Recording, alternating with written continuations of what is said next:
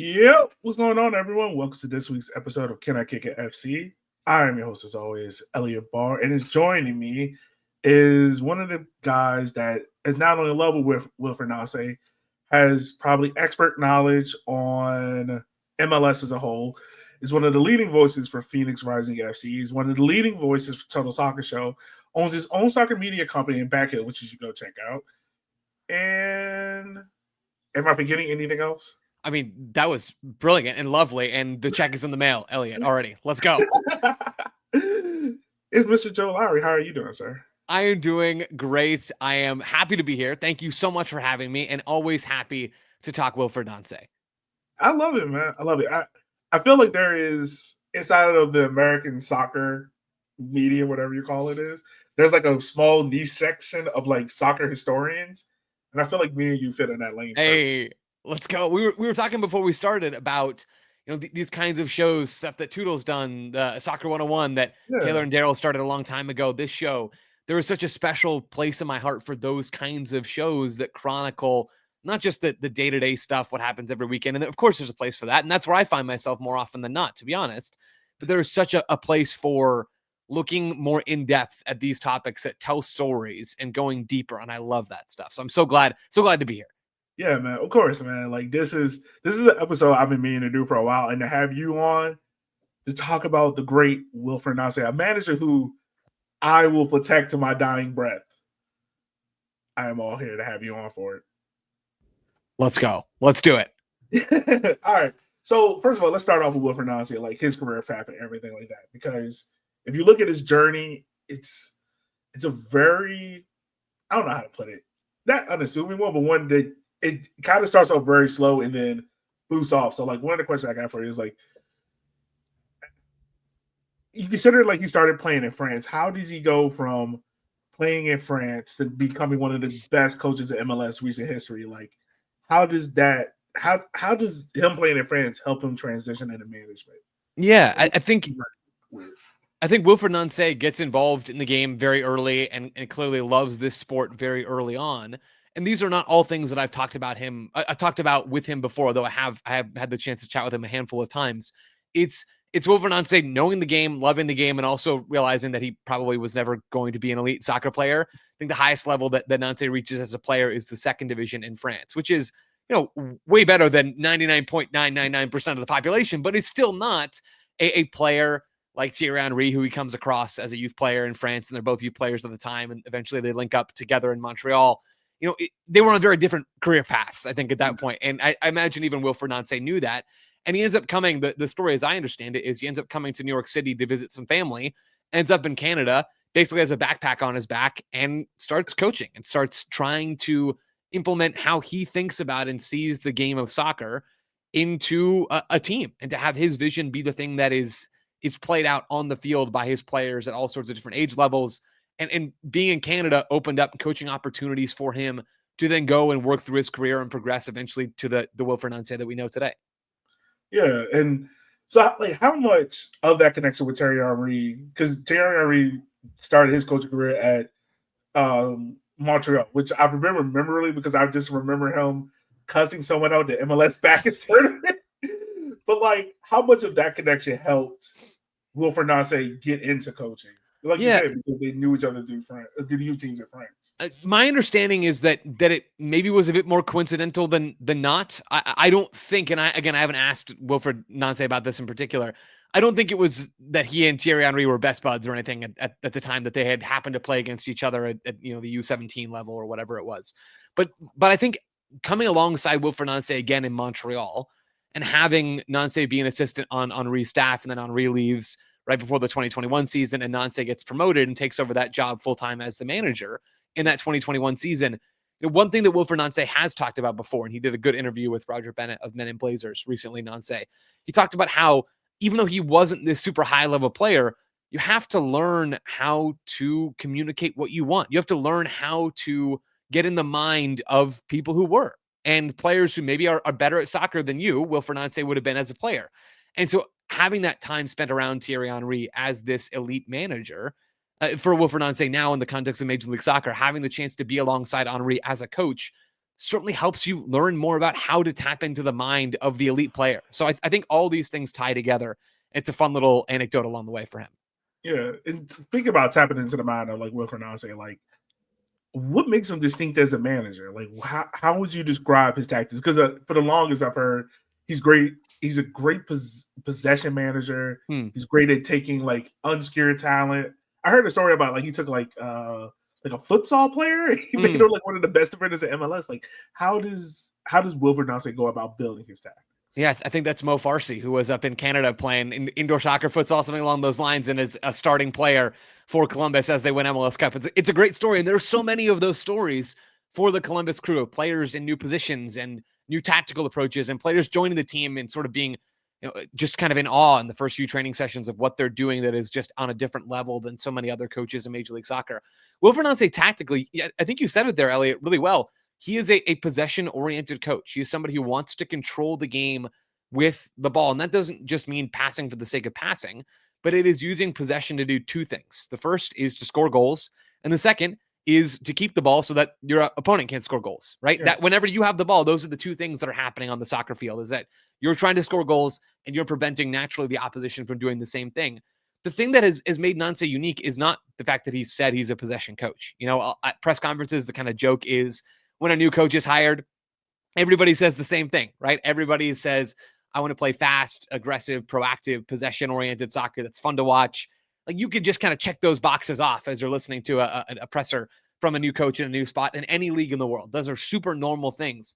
The difference for Wilfried Nancy is that he's actually done it. And even more different for him than most coaches in MLS is he's done it in not one place, but two places in Major League Soccer. He was worth paying a transfer fee in the mind of the Columbus Crew and former president Tim Bezbatchenko.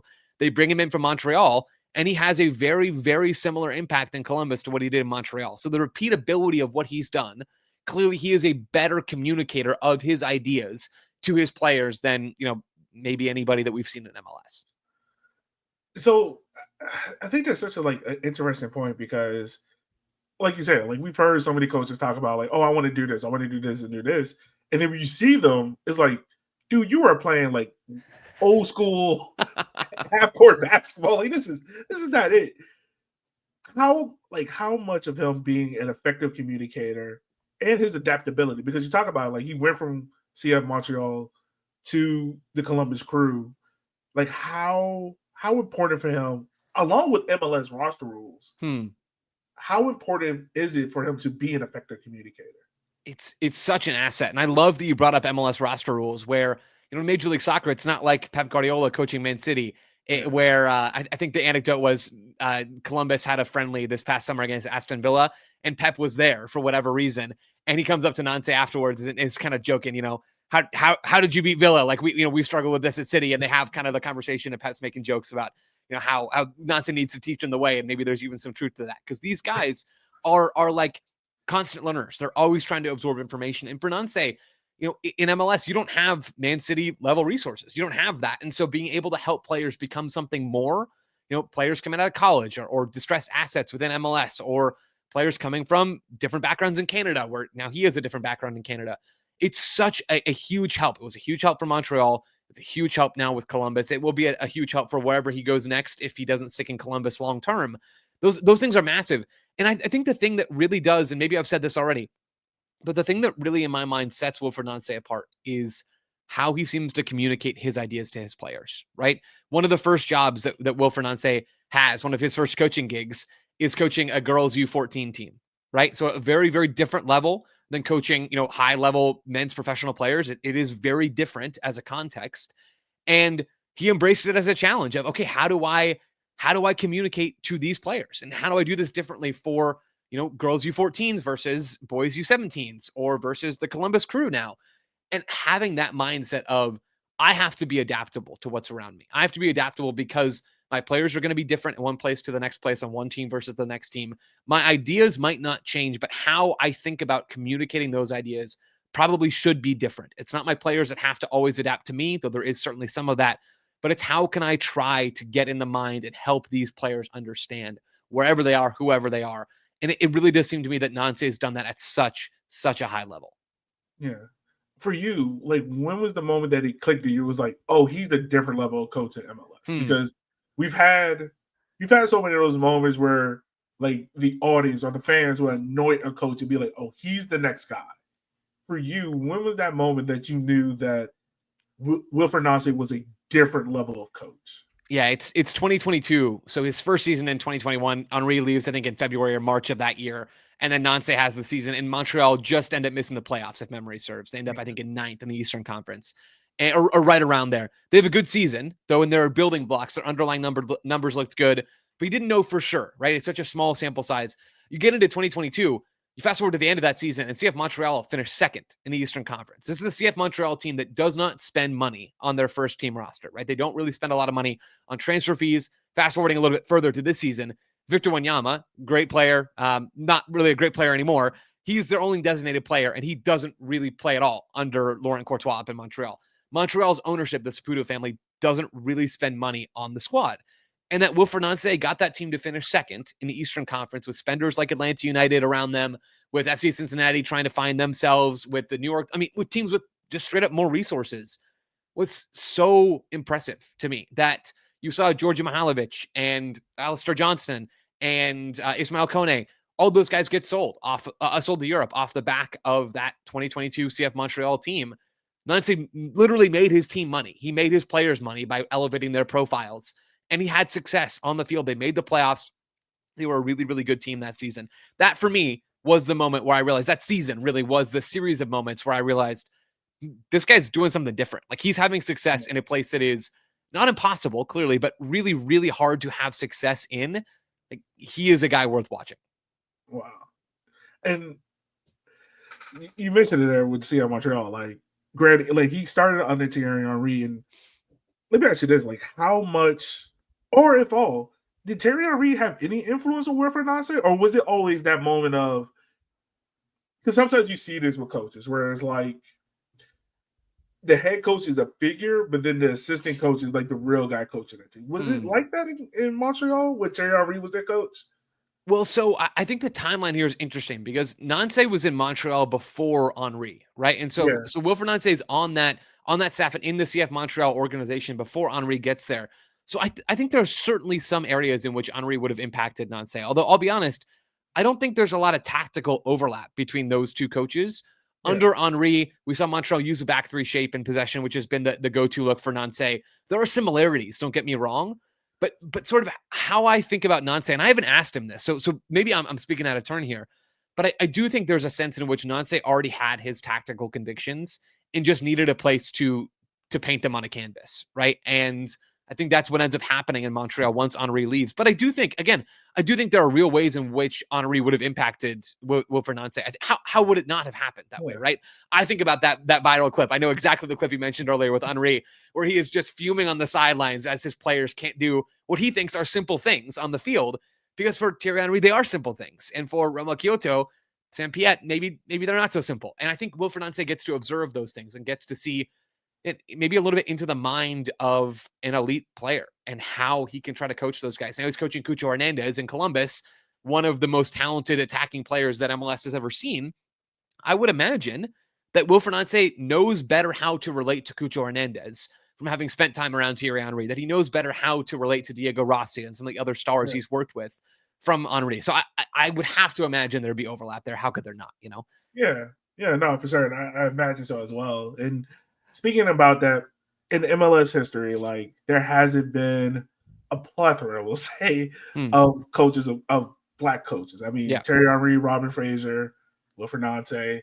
Am I forgetting one? Ezra Hendrickson comes to mind for me in Chicago, and probably a couple of more along the way. But your point absolutely stands. Yeah. So like, it's been tough for coaches of college to get that break. And we're seeing more and more and more. Definitely there in Phoenix. You know, you guys just hired one down there. Historically, like how do you think this impacted his journey? Like being a coach of color coming through.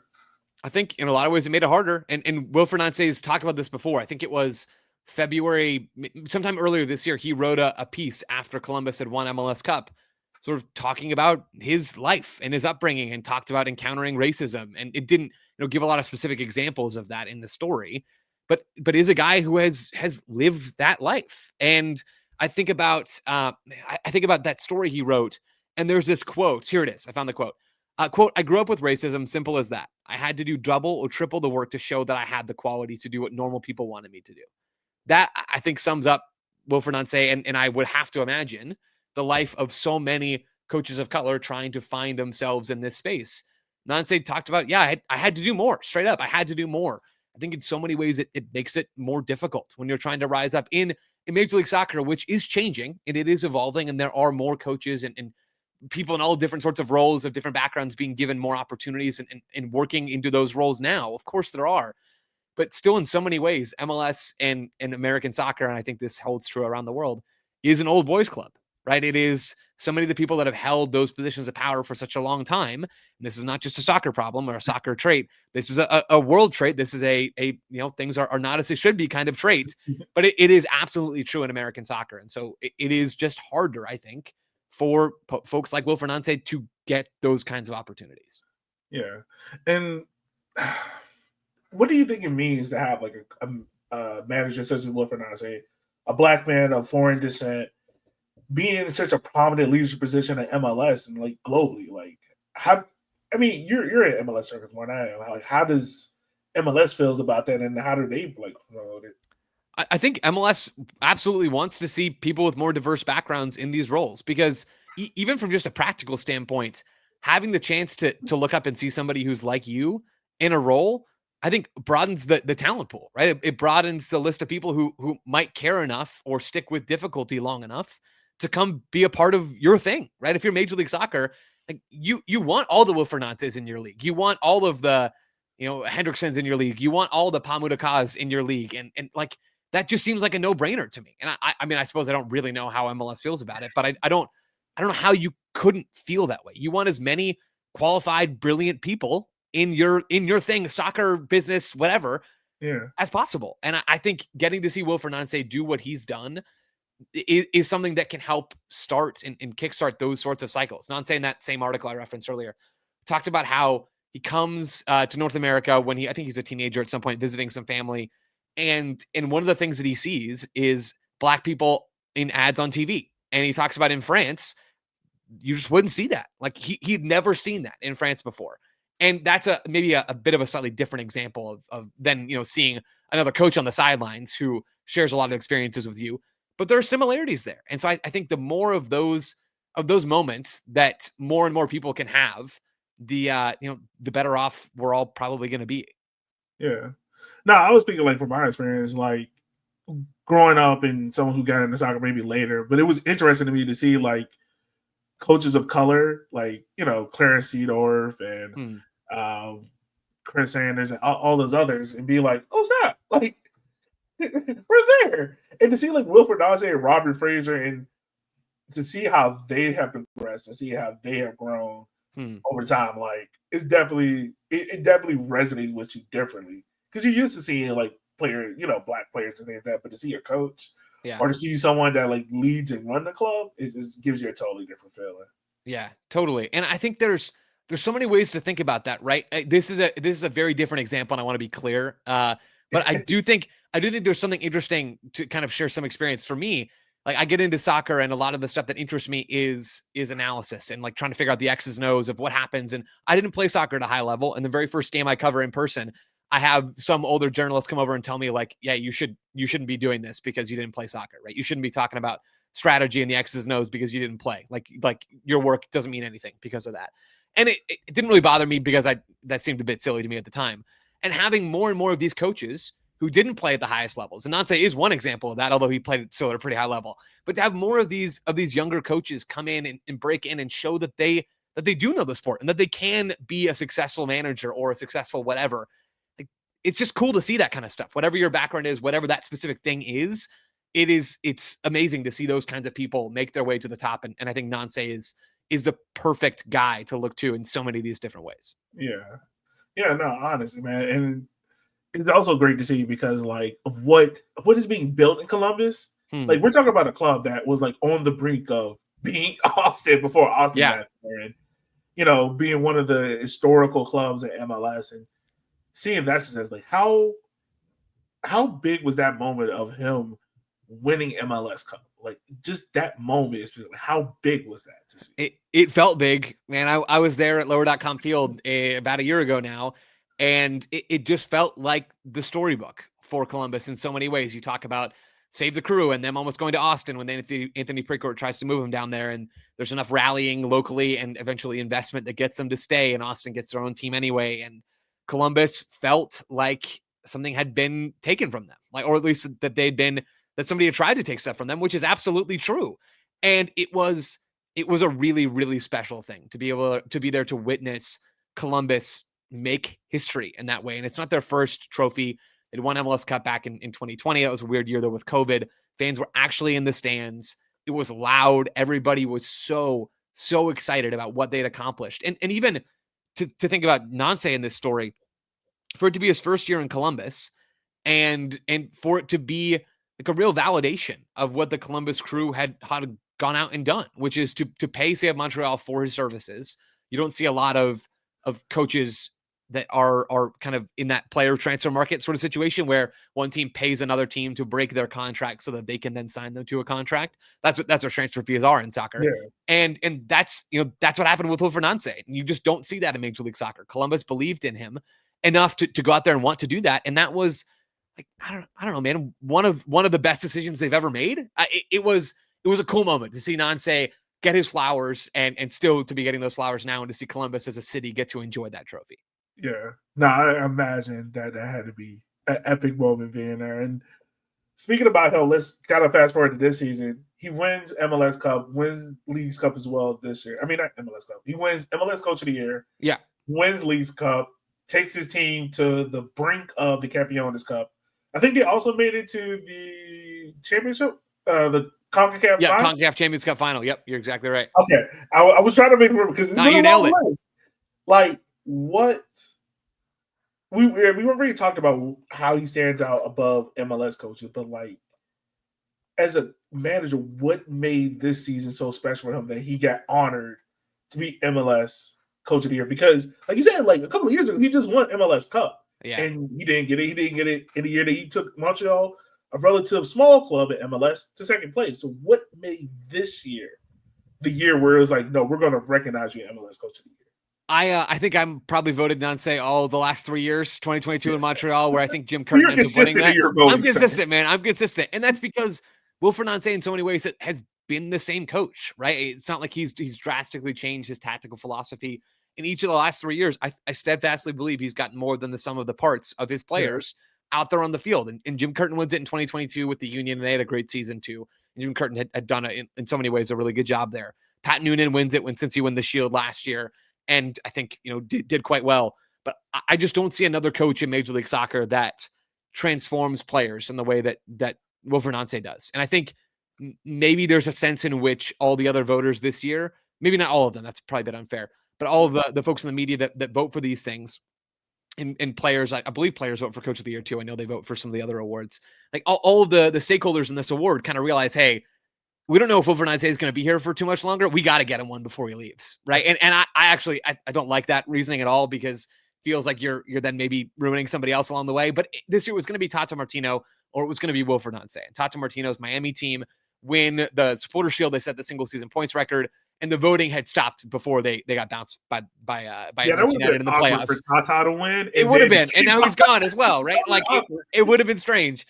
But Wilfried Nancy wins it, and the reason why I voted for Wilfried Nancy is because I don't think Tata Martino, between the two of them, did a ton to elevate the team. Like you look at Miami, and Tata's job was much more rotation, like managing minutes, managing the bench, those kinds of things, and managing egos, than it was tactical stuff. And I think Nancy's done a bit of both. And the Miami job is really hard because it is a weird situation. It's one of one in the world. Really, it's certainly one of one in Major League Soccer.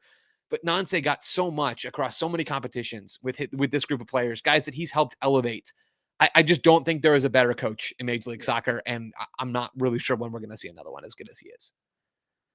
I mean, talking about how good he is as a coach, like when he got hired to Columbus, we talked about it a little bit already about his technical flexibility and how he's possession-oriented coach. But like, in your mind, what were like the three biggest changes he did to Columbus to transform into Mm. this quote unquote juggernaut that they are now in MLS? Yeah, it's a great question. I think three of these changes, one of them that I would certainly think of, and I guess you could break this out a little bit into multiple, but is just when he gets to Columbus, the changes that he makes to where players are playing. And that sounds kind of basic because you would think one coach comes in and they're probably going to have a different vision than the coach before them and they'll tweak little things.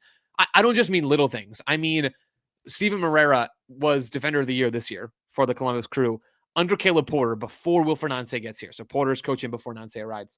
And under Caleb Porter, Steven Moreira is like a bang on average right back in Major League Soccer. And fast forward 2 seasons, and he's the Defender of the Year, playing as a right-sided center back in a different position. I think about Monte Amundsen, who comes in after Nancy arrives from NYCFC. He played as a left back for NYCFC, had a lot of success there, moves inside to play as a left-sided center back, and all of a sudden looks like an even better player and plays one of the craziest passes I've ever seen in MLS Cup last year against LAFC for a just delightful build-up sequence that the Crew score a goal off of. I think about Yaya Boa, who was a bad left winger under Caleb Porter and becomes the starting left wing back for the Columbus Crew in MLS Cup and scores a goal. Mo Farsi, another guy who was sort of unlocked, just player after player after player that Nancy moves into a different spot. So I don't know, maybe there's one or two things there. The other thing that really comes to mind for me is Wilfried Nancy changing the stars in his team. It's Cucho Hernandez who's already there when Wilfried Nancy arrives, and it's Lucas Zelarayan, who was like kind of the flashy number 10 who'd been in Columbus longer than Cucho. Cucho comes in to join Zelarayan, and it's those guys starting through the middle for Caleb Porter. Well, in the summer transfer window last year, Nancy's first season with this club, Lucas Zelarayan's gone. He moves over to the Middle East, and it makes Columbus a nice chunk of change, and maybe that move would have happened regardless. And I don't know if that was, sparked at all by Nancy or not. But Zelarayan leaves, and Columbus almost immediately have their next target. They have Diego Rossi, who is very much not a number 10, much more of a forward and a vertical threat compared to Zelarayan, who is I'm going to drop and get on the ball and do kind of classic number 10 kind of stuff. And Nancy's team didn't seem to miss a beat. They got better by making that change. And I kind of have to believe that is, at least in part, coming from the coaching staff and coming from Nancy of, hey, this is how we want to play. We don't want ball stoppers. We don't want somebody who's going to slow the rhythm of our possession like Zelarayan. Even though he's a good player, we want people who are going to help keep the rhythm because that's so much of what makes us special in possession as a team. And that change, I think, is just another microcosm of how the Columbus Crew have become so synonymous with Wilfried Nancy's way of playing. Yeah, and oh man, I'm just thinking about like just moments where I've watched this team play because I also watched Charlotte FC and whatnot, and like I remember telling my wife like, "You're watching like art happen," Hey, and it's just it's something about watching another team and you're seeing like, regardless of who's on the field, you can tell exactly what he's doing within the first 5 minutes. Yeah, and that's something I've seen so many times with Wilfred. I was like, I relate a lot of coaching to like teaching, right? And I think the way how Wilfried Nancy like teaches his players, you can tell. Like if Wilfried Nancy just sat on the bench and be like, "All right, y'all go do it," they will be perfectly fine. Like that's how I think how great of a coach he is. Yeah, 100% agree. And I don't know, man. I know a lot of people, and I come on TSS and I talk about it, and the guys poke fun at me because how much I love Wilfried Nancy. Like I've just never seen this stuff before. Like I've just never seen the Columbus Crew's roster is good. Cucho Hernandez is a very good player who would be a very good player under any manager. I think I feel pretty confident about that. Diego Rossi is a good player. We've seen him have success in MLS before under Bob Bradley. Like Darlington Nagbe is a great MLS player and will go down as one of the all-time legends of this league. Outside of those guys, like this is just not a very talented roster. At least as far as I can tell. I think about Rudy Camacho, who Nancy brings over from Montreal when a little bit after he's arrived. Rudy Camacho is like an okay MLS center back. Moreira, I think if another coach comes in and he goes back to right back, is just again not going to look very good. Like you just run through the list of players, and it's not like Nancy has an LAFC level talent. It's not like he has anything approaching an Inter Miami level of talent. Like in a lot of respects, this is maybe like the 10th or 12th best roster in Major League Soccer. And Nancy has this team playing like one of the top 4 teams in MLS and did last year towards the end of the season, did all the way through this season, despite playing in a bunch of different competitions. Like I just haven't seen somebody outperform what should be reasonably expected of them in one place like Nancy And I've never seen a coach in MLS do it in 2.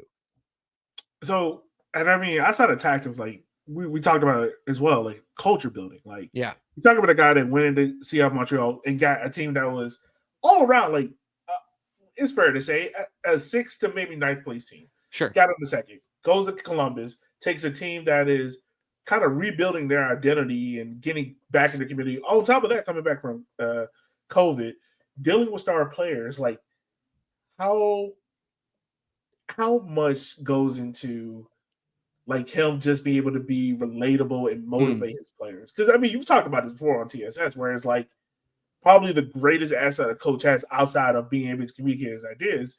Can he resonate with his players? Like, can his players look at him and be like, okay, I believe in what he's saying no matter what? Yeah, I think they can, and I think part of that is because Wilfried Nancy seems like, in all the times that I've talked with him, he seems like a guy that is easy to have a conversation with in so many ways. He is super introspective and has interesting things to say and is an engaging guy. And I think that helps, right? It's not like you're talking to a brick wall. It's also that he has enough evidence to get player buy-in now. I think about specifically in Columbus, if I'm a Columbus Crew player and I've been playing under Caleb Porter, and yeah, we won MLS Cup a couple years earlier, or a season earlier, I suppose. And I don't know, the next year was a little bit stale and we couldn't quite figure it out. I look at what CF Montreal did with nothing in what Nancy did with CF Montreal. He didn't have nothing to work with there. He had some good players, but I look at what he did there, and I'm stoked that this guy's here. Or if I don't know, DeJuan Jones, who gets traded from the New England Revolution to Columbus this past summer transfer window. I'm not thrilled to have to leave New England because that's where my life is, and getting traded probably sucks. But if I got to go somewhere, I'm pretty darn happy that I'm going to go play for Wilfried Nancy and learn some things about soccer, because I think everybody who plays under Nancy seems to learn something. Everybody, you listen to DeJuan Jones talk, and he was on Soccer Wise with David Goss and Tom Bogert recently, and was talking about how he was just kind of in awe the first few training sessions in Columbus because everybody else was operating at such a high speed and already had a basic to more than basic understanding of what Nancy wanted to do.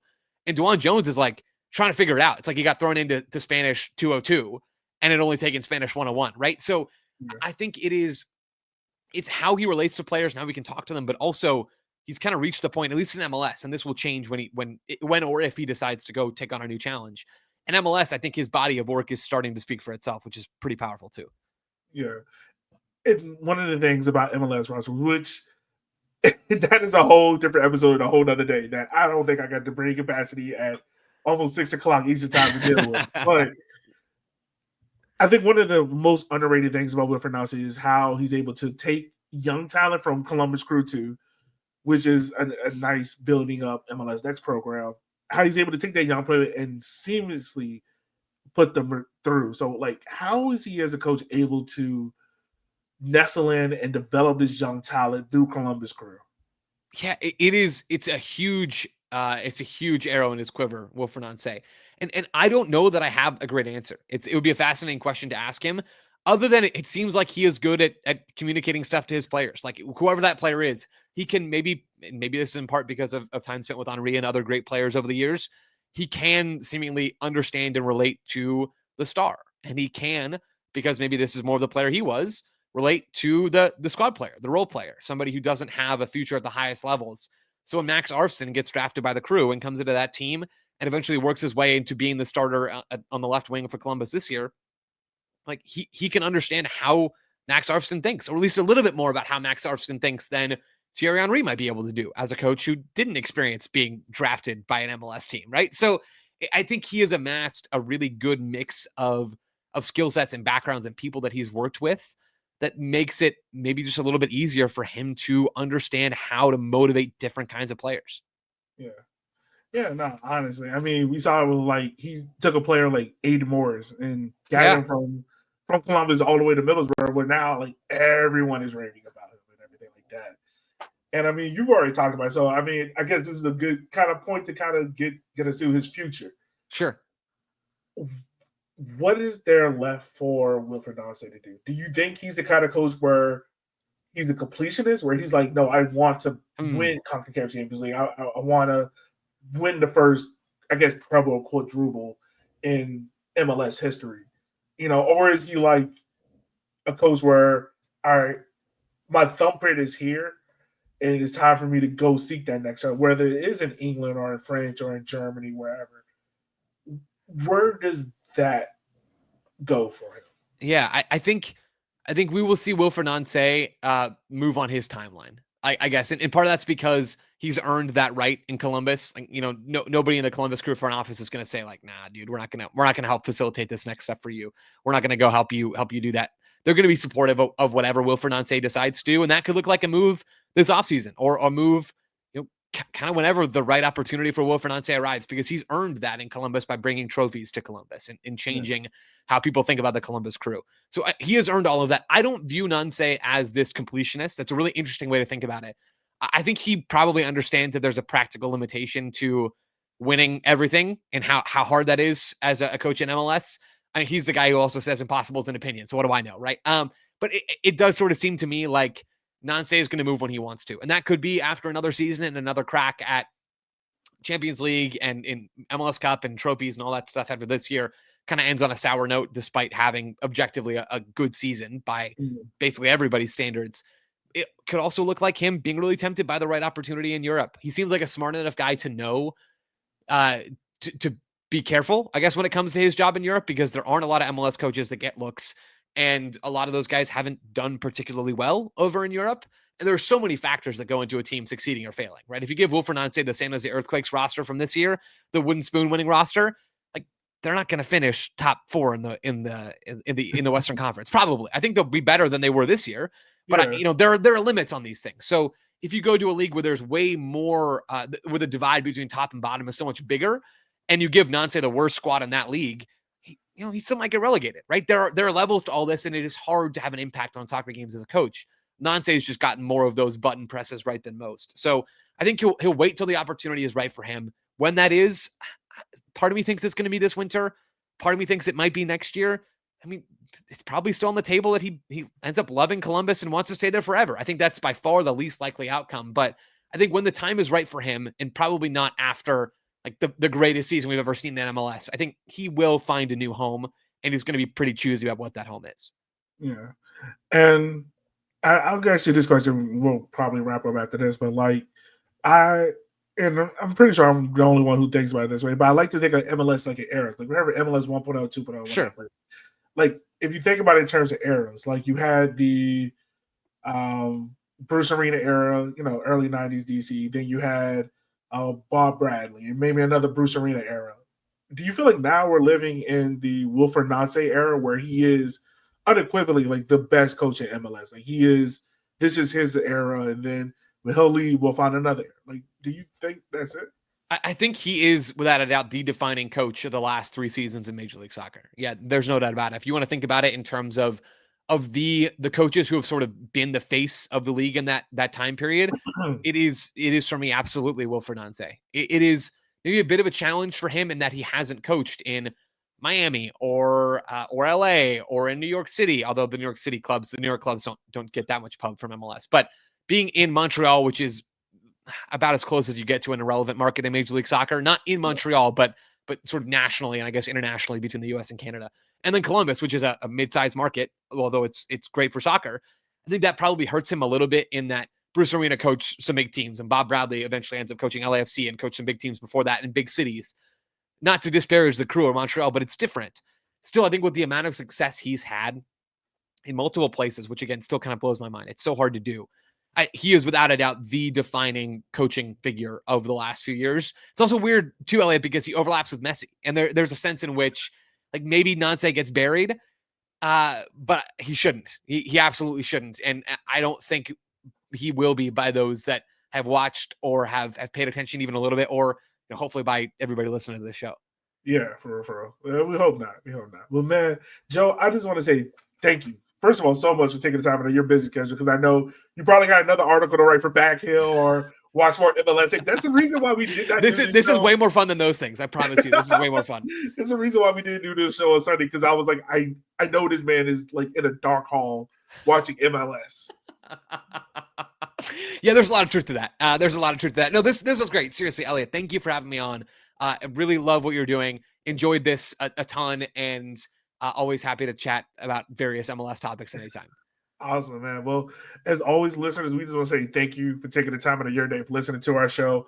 For Mr. Joe Lowery and myself, you can catch us. You can catch Can I Kick It FC. We're now on Blue Sky, the new social media platform. We're not on X like that anymore. So you can catch us over there. And with that being said, be easy, be safe, and we'll catch you guys next time to tell you guys an exciting story about Black soccer history.